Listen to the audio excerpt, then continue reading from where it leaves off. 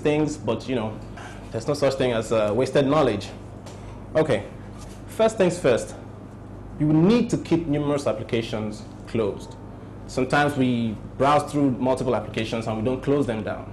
On your smartphone, these applications usually run in the background and they zap some of your battery life, they zap some of your resources. It's always advisable to exit these programs. So you can have maybe just 1 or 2 programs if you're desperate to save battery power. That's one thing you can do. Well, another thing, if you think putting your phone on vibrate really saves the battery power, not really. You really have to turn off the vibrate or put it off. Usually that saves battery life. Also, most of these smartphones, they have push email, whereby you know your emails get pushed right into your phone. Your phone keeps on scanning for new emails and so on. So if you can turn off your email push functionality, that would really help. I usually advise people, or I tell people, it to be advisable to go to your settings. Every phone has settings. Go to your settings, explore how to do many things. It's your phone, it's your new device. I mean, we're in an age whereby technology is everywhere around you. So it's advisable to get to know how to change certain settings on your phone or on your device. Well, moving on. And another thing you do to conserve battery power, I mean, this might sound weird or this might sound strange, but you need to update the operating system on your phone. Most times, your operating system could be out of date. Don't just use your phone and use your phone till updates come and they pile up and you don't update your phone. Update the operating system on your phone. And most times you find out that performance, even battery performance usually improves most times. Okay, that's another thing. One other thing I'll suggest is to turn off all notifications. Basically, your Facebook pings when alerts come in, someone sends you a Facebook notification or they comment on something. You usually get your phone making all kinds of buzzing sounds. Even your BlackBerry pinging, turn those alerts off. Once again, you have to go into your settings. I believe it will display some form of settings on the phone so you can see. But you have to go into your settings and disable some of these notifications, especially like your BlackBerry ping. Another thing we would advise you to do is to turn down the brightness of your screen. Most times we attribute quality of phone to the brightness of the screen.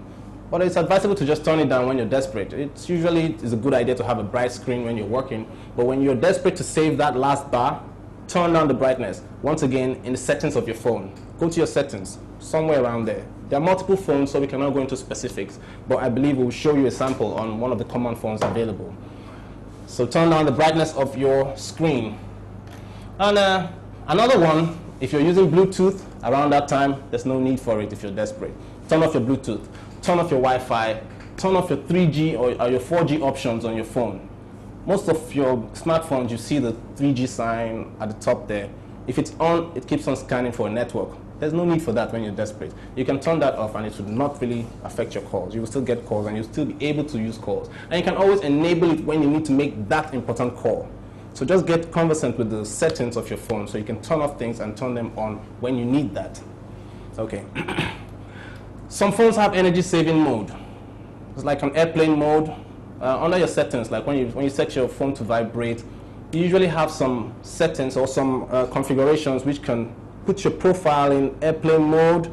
There's one for all alerts go off, the one for silent, and so on and so forth. There's one called energy saving mode. Some smartphones do have it. Check yours and see what options you have, exactly where your profile is for ring loud, ring medium, and so on and so forth. I hope that was clear. Also, it's advisable to do more of short, brief talks than actually sitting down and sending text messages constantly. This, we had to do some research and we found out that it does have some truth to that. But it's better to conserve your phone battery power by just picking up your call and making a brief call when you need to use it. You could be traveling somewhere, you could be in an airport and you need to really make a phone call and your battery is down. If you don't have any charging points, any place to charge your phone, there are some things you might need to do. Just pick up your phone, make a real quick call and turn it back off. Make a real quick call and turn it back off. These are some things you might need to do when you're desperate. Okay. If your phone is one of those smartphones where you're allowed to use animated wallpapers, things that keep on moving, bubbles, things that bounce around constantly, turn them off or disable them, or just change your wallpaper generally if your phone must stay on. So if you want to leave your phone on, A wallpaper or a screensaver doesn't need to be animated. Just disable some of them or turn them off totally. That's another one. And I saw somewhere on the internet where they were discussing an option. Why not just buy an extra battery all the time? Get you an extra battery. It's not a bad thing. I have two actually. I charge one and I swap it and put it in the phone again and I charge the next one. So get you an extra battery, and you know, when you have availability to charge it and then put in your bag, your computer bag or your purse or something, and that'll help. Also, if you can go to your phone's download store or download, if you can go online, you will find a lot of power saving applications. I believe right now we're going to be scrolling different power saving applications right below the screen. You can go and you can just browse, check on Google, and you can find some of these applications for free downloads. We are going to try and upload most of these links for power saving applications onto our Facebook page. And so you can just go there, explore the Facebook page, and you find lots of downloads which we've made available for you. So there are power management and power saving applications available for smartphones. So you can go there and download them and try them out. They do save some power. It's up to you to experiment with that, but they are available. That being said, I think we've gone over some of the things which you could use to save your battery power. Basically, you might have known some of them, you might not know some of them, but it's actually advisable to try some of these things when you're desperate. No knowledge is waste. Well, thank you for being here. Thank you for watching this episode. Next week we'll discuss how you can use Google. A lot of people talk about Google, and you know, they know that Google exists, but many people don't really know how to use it on different levels. So we'll talk about that next week. So please stay tuned. Okay, people. Now you know how to save that last little bar on your smartphone so you can talk to your dear ones when you get to your destination. We've come to the end of today's show, and it's been so much fun.